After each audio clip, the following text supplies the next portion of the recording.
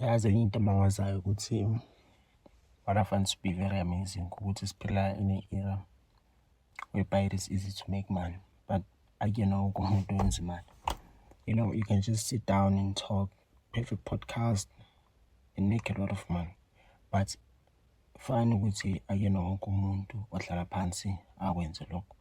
Abantu bangajiva ku-TikTok, bangenza music, ba-release, benza imali, kodwa akusiyena wonke umuntu oyenza imali.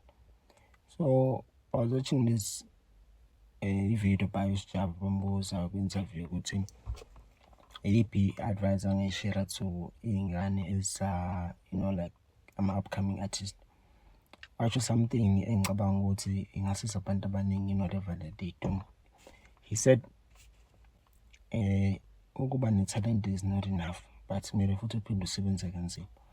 Ungasebenza kanzima ekutheni unetshele lelo talent lakho noma ulikhulise, yabo, ulithuthukise lelo talent lakho or uliperfecte in a way.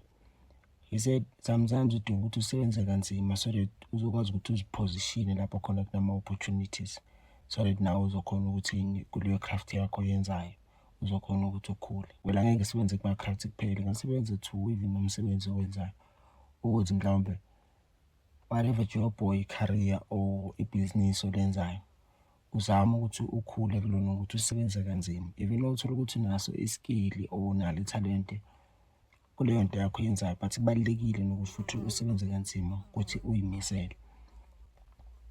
Uma uyicabanga le nto le inalo iqiniso. For example, kubalulekile ukuthi abantu siyithathe serious, yabo, because what I've picked up to my observation ukuthi iningi lethu alizithathi serious. Kunezinto esiyifisayo but asikhoni ukuzenza. For example, let's say you want to start a business. In most cases, uma ufuna ukuqala ibhizinisi angeke uzithathe serious to the point ukuthi usebenza kanzima ukuthi ulikhulise lelo bhizinisi lakho. Kunalokho you'll find izathu zokuthi uliyeke lelo bhizinisi.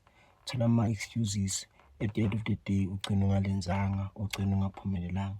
While else kanti thola ukuthi kwezinye izikhathi thola ukuthi uyasebenza, ufike emsebenzini ngesikhathi, ufike wenze loyo msebenzi. Well, could be ukuthi bakulandelele emsebenzini or imali uyayidinga or uyazi ukuthi umsebenzi wakho ubaluleke kanjani. Kodwa sometimes kubalulekile nokuthi nawe self uzithathe serious, because if wenza something ingakwenzela imali and awuzithathi serious, awusebenzi kanzima ukuthi ukhulise lelo phupho lakho, nawe self kusho ukuthi awuzithathi serious, and leyo nto yakho ozamyenza angeke izikhule izifike la ukuthi ufisa wena ukuthi ifinyelele khona. For example, let's say unebhizinisi uthengisa amateki. Abanye abantu, if let's say abayenza ama-sales, bayayeka, but sometimes uthola ukuthi akudingi ukuthi uyeke, kudinga ukuthi mhlambe ufake mhlambe umfutho ngale ngaku-marketing, just market your business better. So omunye umuntu uzoyeka yena with i-mindset acabanga ukuthi hathi ngeke because abantu abathengi. But kwesinye isikhathi thola ukuthi awudingi ukuthi mhlambe umarket, udinga ukuthi ushifte uye kwenye indawo, uyabona. So you must find ways ukuthi wenze noma yini uzama ukuyenza ukuthi isebenze. It's not gonna be easy, but kuzodinga loyo mzamo. So if you don't put that effort, vele maningi amathuba ukuthi whatever that you're doing is of fail. Baningi abantu abaqala izinto zafail because ukufela vele into yakhona. But if into ayifuni kumele lokhu uzama until ize iphumelele. But if uzofuna ukwenza something and then uma ubona ukuthi lento leyo ayiphumeleli bese uyayiyeka, vele kumele ukulindele lokho ukuthi yonke into oyenzayo noma usazoma ndawonye, because la emhlabeni kudinga ukuthi usebenze ukuze uyithole into oyifunayo.